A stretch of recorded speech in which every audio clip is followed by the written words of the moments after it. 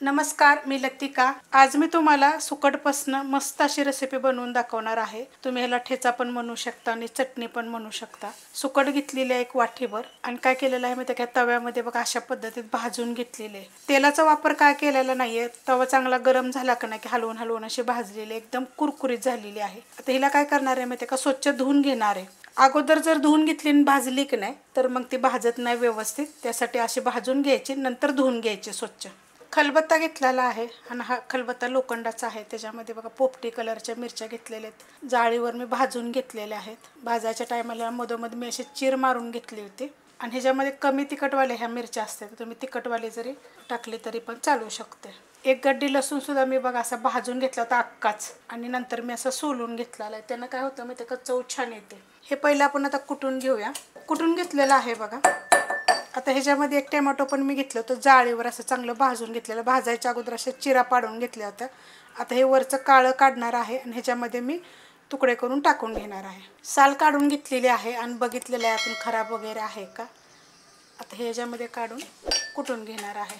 अशा पद्धतीने बघा मी कुटून घेतलेला आहे। तवा ठेवलाय गरम करायला।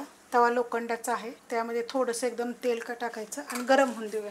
तेल बघा गरम करत ठेवलेलं आहे। त्यामध्ये छोटा अर्धा चमचा जिरं टाकायचं आणि त्याच्यामध्ये एक मिडियम आकाराचा कांदा थोडा जास्त जरी घातला तरी पण चालू शकतं। परतून घेऊया। कांदा बघा मस्त असा भाजून घेतलेला आहे। ह्याला एकदम बारीक कांदा कापून टाकला तरी पण चालेल। हे जे कुटून घेतले का नाही ते टाकायचं। आता कांद्याचं मी तुम्हाला सांगते। कांदा जर तुम्ही चूल वगैरे असली ना तर चुलीत भाजून जरी तुम्ही असं घेतला ना तरी त्याची चव छान येते बरं का। हे कुटलेलं हे सगळं टाकून घ्यायचं आणि ह्याला एक 2 मिनटं फक्त परतायचं। 2 मिनटं बघा मस्त असं मी परतून घेतलेलं आहे। खूप छान सुगंध येतो कारण हिरवी मिरची भाजली होती, त्यामध्ये लसूण भाजला गेला होता, टोमॅटो भाजून घेतलं होतं, मुठभर कोथिंबीर टाकलेली आहे पण ती पण देठासकट टाकलेली आहे। आता याच्यामध्ये आपल्याला टाकायचं मीठ। तर मीठ थोडंसं कमीच टाकायचं कारण की जे हे असते ना आपले सुकट असते ना ती खरट असते तर त्याच्याप्रमाणे मीठ टाकायचं नाही।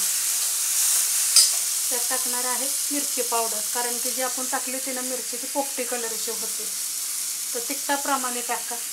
2 छोटे चमचे मी टाकलेले आहे। ह्याच्यामध्ये एक हिरवी मिरची पण तुम्ही जर तिखट जास्त खात असाल तर भाजून टाकू शकता, खूप छान लागेल तसं पण। तर हे सुकट बघा मी स्वच्छ धुवून घेतलेले आहे आणि पाणी निथळून घेतलेलं आहे चाळणीमध्ये। ह्याला काय करायचं एक 2 ते 3 मिनटं चांगलं परतून घ्यायचं। 2 ते 3 मिनटं बघा मी चांगलं परतून घेतलेलं आहे। थोडंसं गॅस बारीक करूनच परतलेलं आहे कारण की थोडंसं ठसकलं जातं। अशा पद्धतीत तुम्ही सुकटची चटणी म्हणू शकता, ठेचा म्हणू शकता, खूप छान लागतं कारण की ह्याच्यामध्ये जे भाजलेल्या गोष्टीचे आहे ना त्याची चव वेगळी लागते, ही वेगळी लागते। करून बघा एकदा, मस्त अशी झालेली आहे रेसिपी। रेसिपी आवडली तर लाईक करा, सबस्क्राईब करा, कमेंट करा आणि शेअर बी करा।